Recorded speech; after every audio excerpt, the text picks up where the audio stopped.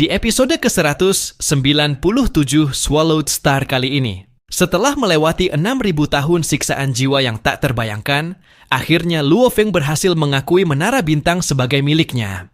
Pada saat itu, Tuan Gunung Duduk muncul secara langsung di hadapannya. Ia tersenyum, lalu dengan penuh kebanggaan menerima Luo Feng sebagai murid ketiganya. Sang guru menjelaskan seluruh rahasia mengenai Menara Bintang, mulai dari asal-usul, kemampuan sejati, hingga cara penggunaannya. Setelah menyelesaikan semuanya, Tuan Gunung Duduk menghilang, meninggalkan Luo Feng sendirian di ruang menara yang hening. 6.000 tahun telah berlalu sejak dunia kehilangan kabar darinya, dan kini Luo Feng akhirnya muncul kembali. Begitu Luo Feng masuk ke Virtual Universe, ia langsung terkejut melihat layar pesan pribadinya yang dipenuhi ribuan surat belum dibaca. Namun, yang paling membuat dadanya sesak adalah pesan-pesan dari keluarganya, terutama dari istrinya, Xu Xin. Jumlah surat darinya mencapai lebih dari 38.000. Luo Feng membuka beberapa surat dan membacanya. Di dalamnya, Xu Xin menuliskan perkembangan keluarga, urusan klan, serta keadaan para keturunan mereka. Namun di balik setiap kalimat yang rapi, Luo Feng merasakan kesedihan halus yang menembus hati. Ada kerinduan, kesepian, dan harapan yang tak pernah padam. Barulah Luo Feng menyadari bahwa ketika ia menerima warisan dari gurunya dulu, ia telah menyiapkan pesan perpisahan otomatis, berjaga-jaga jika ia tak kembali dalam waktu lama. Namun siapa sangka, warisan itu memakan waktu ribuan tahun, membuat keluarganya mengira ia telah tiada. Tanpa ragu, Luo Feng menunda panggilan dari gurunya. Ia memutuskan, sebelum apapun, ia harus pulang. Luo Feng menyalakan teleportasi dan muncul di kawasan 9 bintang, pusat kediaman keluarga Luo di Pulau Gunung Hitam. Begitu tiba di depan villa tuanya, ia mendapati putra sulungnya, Luo Ping, duduk sendirian di rerumputan sambil menenggak minuman keras dengan wajah muram. Luo Ping, yang selama ini dikenal tenang dan bijaksana sebagai pemimpin keluarga, kini tampak benar-benar kehilangan arah. Begitu melihat ayahnya, Luo Ping menjatuhkan botol di tangannya, matanya membelalak, lalu bergegas memeluk Luo Feng dengan tangis tertahan. Dalam pelukan itu, Luo Ping menceritakan segalanya. Sejak menerima surat perpisahan dari Luo Feng, keluarga mulai bersiap menghadapi kemungkinan terburuk. Walau mereka tahu ayahnya tidak benar-benar mati, namun isi surat itu menyebutkan bahwa ia mungkin baru akan kembali setelah 10.000 tahun. Kabar itu membuat seluruh keluarga hidup dalam ketegangan. Untuk bertahan, keluarga Luo memperketat aturan, memperkuat sistem internal, dan menahan diri dari konflik eksternal. Namun beberapa puluh tahun lalu, mereka berselisih dengan keluarga Ross dari alam semesta Jinlan. Perselisihan kecil itu membesar hingga menjadi pertikaian yang sulit dihentikan. Pemimpin keluarga Ross, Raja Pedang Ta, adalah seorang dewa abadi peringkat raja. Sedangkan gurunya bahkan seorang dewa alam semesta. Mereka pernah mencoba menghubungi Luo Feng lewat Virtual Universe untuk menyelesaikan masalah secara pribadi. Namun karena Luo Feng tak pernah login selama ribuan tahun, mereka tak mendapat jawaban. Lambat laun, rumor pun menyebar bahwa Luo Feng mungkin telah gugur. Rumor itu membuat keluarga Ross berani menekan keluarga Luo untuk menguji kebenaran kabar tersebut. Wajah Luo Feng menegang. Aura yang tenang berubah menjadi dingin dan menakutkan.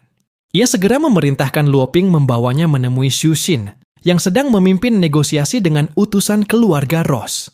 Di ruang pertemuan, Xu Xin berdiri tegak di hadapan utusan lawan.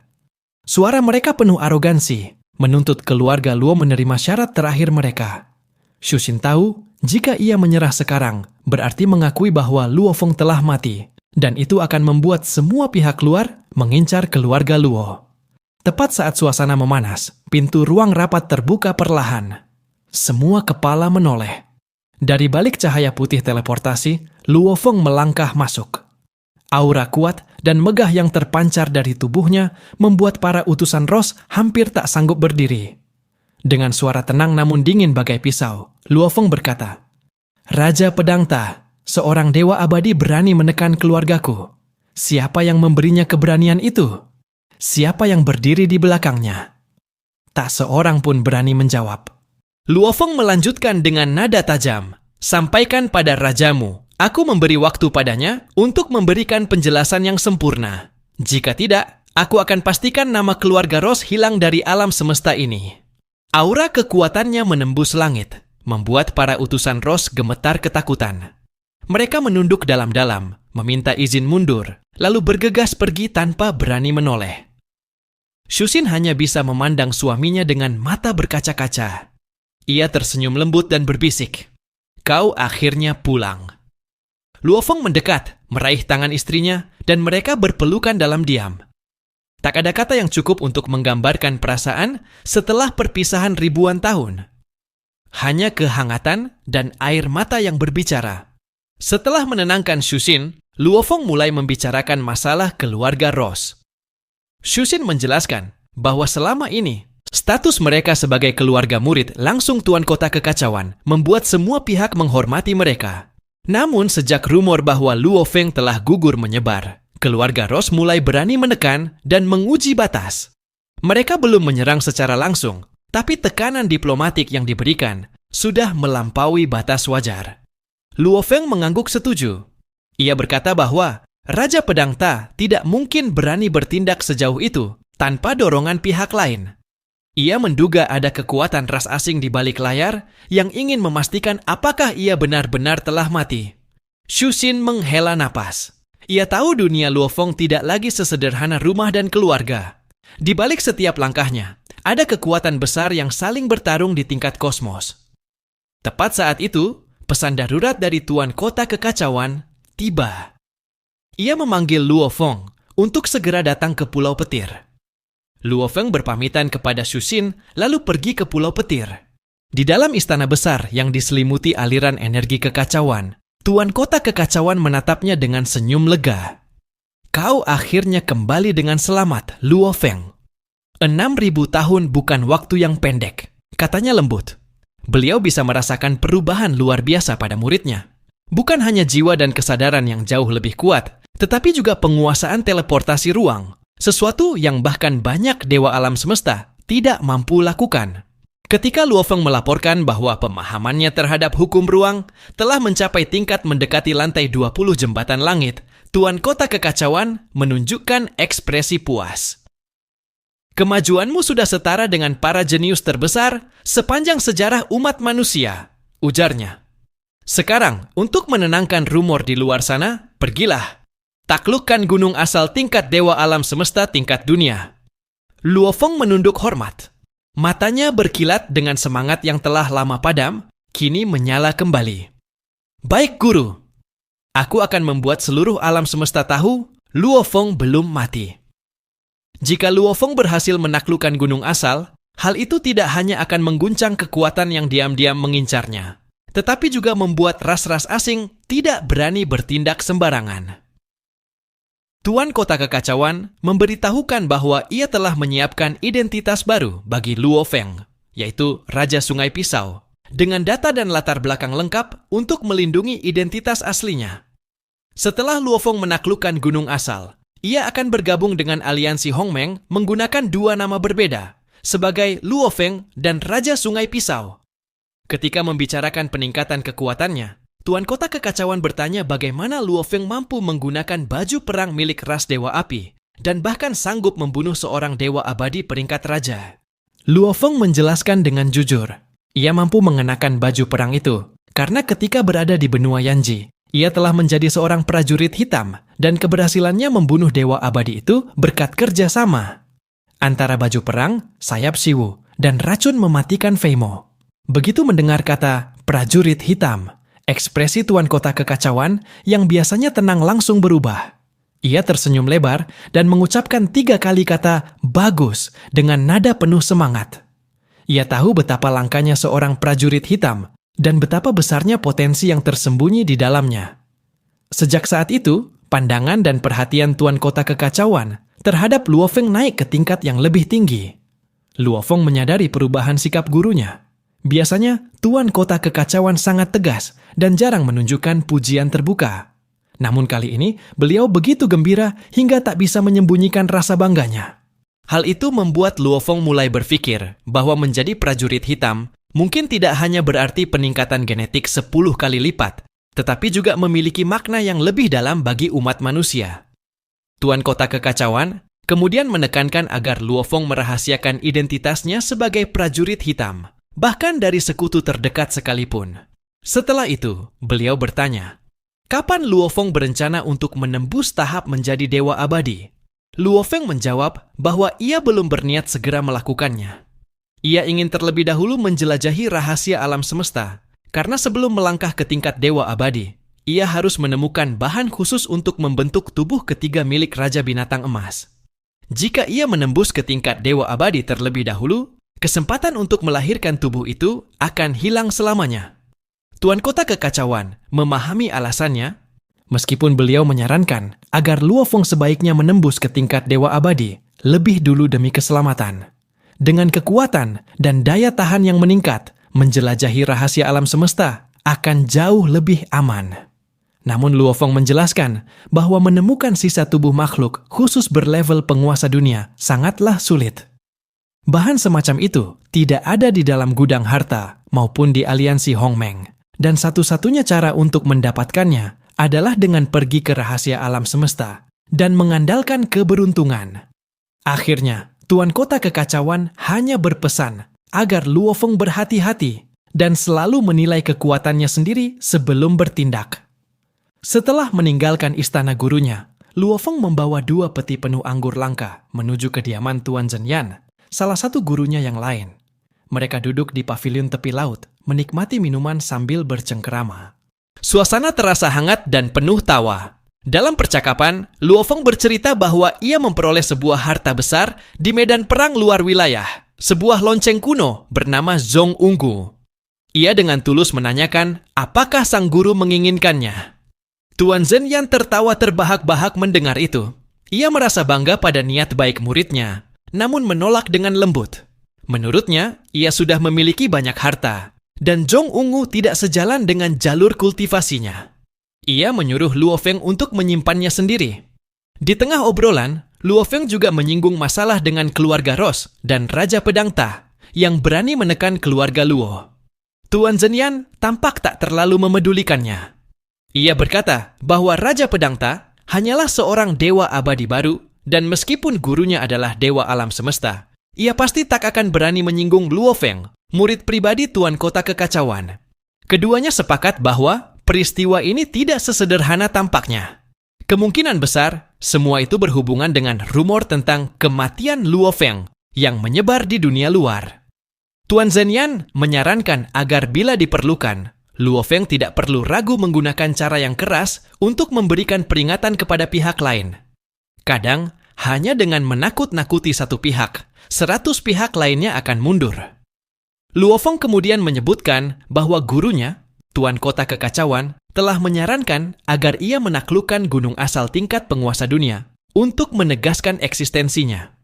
Tuan Zhenyan tampak gembira mendengar hal itu dan memastikan bahwa Luo Feng memang telah mencapai tingkat pemahaman hukum yang setara dengan lantai 20 jembatan langit. Ia merasa bangga melihat perkembangan pesat muridnya, dan mereka pun kembali tertawa ringan sambil menikmati minuman. Namun, di balik senyum tenangnya, Luo Feng sedang memikirkan cara menghadapi Raja Pedang Ta. Ia memutuskan untuk menunda perjalanan ke gunung asal sampai ia kembali dari medan perang luar wilayah. Tetapi urusan dengan Raja Pedang Ta tidak boleh dibiarkan berlarut-larut. Walau lawannya masih bersikap sopan, Luo Feng tahu itu hanya awal dari sesuatu yang lebih besar. Ia harus menghentikan semua ini sebelum api kecil menjadi kobaran besar. Saat itu, Babata tiba-tiba mengingatkan Luo Feng bahwa ia baru saja menerima pesan dari Raja Pedang Ta. Dalam pesannya, Raja Pedang Ta menyatakan akan datang langsung ke kawasan 9 bintang untuk meminta maaf. Luo Feng tidak terburu-buru menanggapinya. Ia memutuskan untuk menyelesaikan minumannya terlebih dahulu dan membiarkan sang dewa abadi menunggu. Di kawasan 9 bintang, Raja Pedang Ta ditempatkan di pavilion sederhana dengan teh dingin di atas meja. Bagi seorang dewa abadi, perlakuan semacam ini hampir bisa dianggap penghinaan. Namun ia hanya duduk diam tanpa menunjukkan kemarahan sedikit pun. Setelah selesai berkumpul bersama keluarga, Luo Feng akhirnya datang menemuinya. Begitu melihat Luo Feng, Raja Pedang tak segera berdiri dan menundukkan kepala dalam-dalam. Ia berkata dengan suara rendah bahwa kedatangannya adalah untuk memohon ampun. Ia menjelaskan bahwa urusan keluarga selama ini diurus oleh keturunan ketujuhnya, sedangkan ia sendiri jarang ikut campur karena fokus pada kultivasi. Saat mendengar bahwa keluarga Ross telah menyinggung keluarga Luo, ia segera pulang. Namun ketika tiba, keturunan ketujuhnya menyambut dengan senyum aneh, lalu langsung meledakkan diri di hadapannya. Raja Pedang Ta berhenti sejenak, matanya suram. Ia berkata pelan, "Dari cara dia bertindak, sepertinya seseorang sudah mengendalikan keluarga kami dari bayang-bayang. Aku datang ke sini bukan hanya untuk meminta maaf, tetapi juga untuk memperingatkanmu, Luo Feng. Ada kekuatan lain yang mulai bergerak." Raja Pedang Ta menunduk dalam-dalam di hadapan Luo Feng. Ia mengakui bahwa meskipun dirinya telah lalai mengawasi keluarga, ia sama sekali tidak memiliki keberanian untuk sengaja menyinggung Luo Feng. Ia menduga bahwa ada kekuatan asing yang diam-diam mengendalikan para dewa abadi biasa di dalam keluarganya, menggunakan mereka untuk menguji apakah Luo Feng benar-benar telah gugur. Setelah menjelaskan semuanya, Raja Pedang Ta menyerahkan sebuah daftar berisi kompensasi dengan penuh hormat. Luo Feng mendengarkan tanpa ekspresi. Suaranya dingin ketika ia akhirnya berbicara. Ia tidak tertarik dengan alasan apapun yang terjadi di dalam keluarga Ross. Baginya, yang penting hanyalah satu hal. Mereka telah menyinggung dirinya, dan itu berarti mereka harus membayar harga yang setimpal. Luo Feng mengangkat tangannya dan melemparkan sebuah daftar ke meja di hadapan Raja Pedang Ta. Nada suaranya tetap tenang, namun tajam seperti pedang. "Setujui semua syarat di dalamnya, maka kau bisa mempertahankan hidupmu." Raja Pedang Ta menunduk dan membuka daftar itu. Begitu matanya menangkap isi tuntutan Luo Feng, wajahnya seketika memucat. Luo Feng menuntut agar keluarga Ross menyerahkan 99% kekayaan mereka, menyisakan hanya 1% untuk menopang kehidupan dasar anggota keluarga. Semua pihak yang terlibat dalam konflik dengan keluarga Luo harus diserahkan untuk diadili. Dan di luar itu mereka diwajibkan membayar 10 miliar satuan Hun Yuan sebagai kompensasi tunai. Bagi siapapun, itu adalah hukuman yang sangat kejam. Raja Pedang tak mencoba berbicara, berusaha menawar, namun Luo Feng sama sekali tidak memberi celah. Ia menatap dingin dan berkata, "Kau punya 7 hari untuk menyiapkan uangnya. Semua aset harus diserahkan dalam setengah hari. Lewat dari itu, aku tak menjamin kau masih hidup." Selesai berbicara, Luo Feng berbalik dan pergi tanpa menoleh. Aura tekanan yang ia tinggalkan membuat seluruh halaman keluarga Luo terasa beku.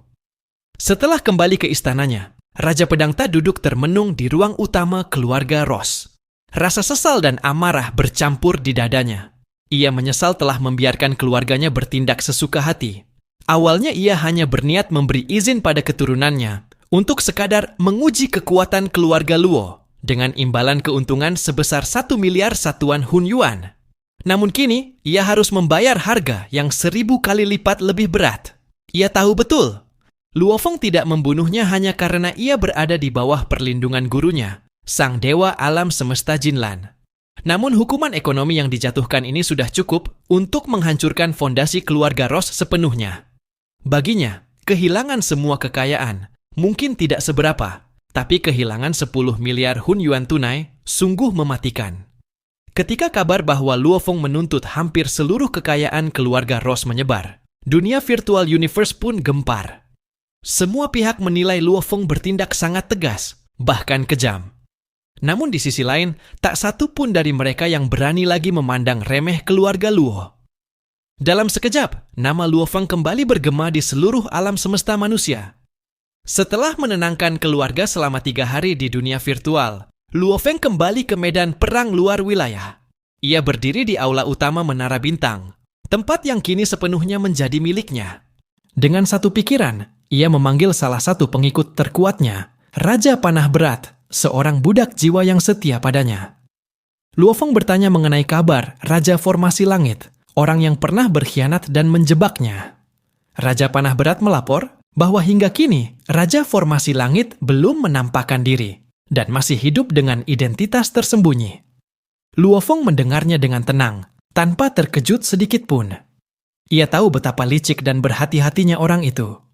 Melalui hubungan antara menara bintang dan ruang sekitarnya, Luo Feng mendapati bahwa Raja Formasi Langit telah meninggalkan menara bintang sekitar 1.800 tahun yang lalu. Meskipun kehilangan keunggulan medan tempur yang dikuasainya, Luo Feng tidak berniat menyerah. Ia masih bertekad untuk menemukan dan menghabisinya. Namun untuk saat ini, ia memutuskan untuk menggunakan waktunya dengan lebih bijak. Sebagai pemilik menara bintang, Luo Feng memiliki kemampuan mutlak untuk memilih lawan dan mengatur medan pertempuran. Tidak ada yang bisa melarikan diri dari dalam menara ini jika ia tidak mengizinkannya.